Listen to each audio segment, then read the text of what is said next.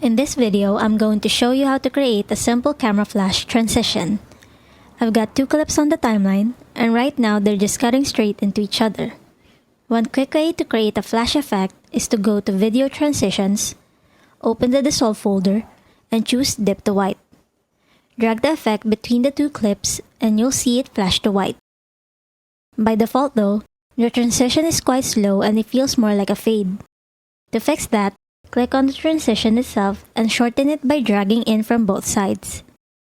Making it very fast turns it into more of a sharp white flash. You can zoom in and fine-tune the length, maybe extending it by just a frame or two until it feels right. Now if you want to enhance the effect and add a little more punch, we can use an adjustment layer. Make sure the project panel is selected and go to File, New, Adjustment Layer, and click OK. Drag the adjustment layer above your cut and use the razor tool to trim it so it's centered perfectly over the transition. You can let it extend just a few frames longer than the dip to white for a smoother effect. With the adjustment layer selected, go to the Effects panel and search for Brightness and Contrast. Then, drag it onto the adjustment layer. At the beginning of the layer, add keyframes with both values set to 0. Move to the center of the layer, right at the cut, and increase both brightness and contrast all the way up.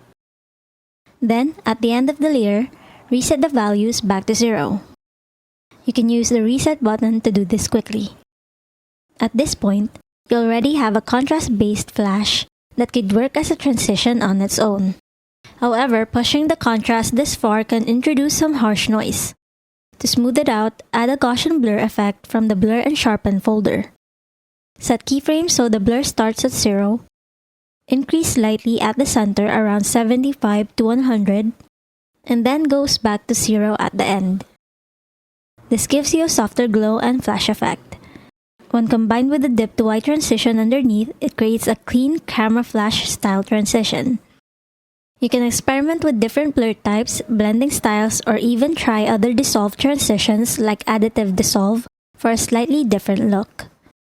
If you want the flash to feel slower or faster, just extend or shorten the adjustment layer or move the keyframes to match. This technique is a great starting point for creating many different custom transitions using adjustment layers and keyframes. If you found this video helpful, make sure to like and subscribe. Thank you so much for watching and I'll see you in the next one.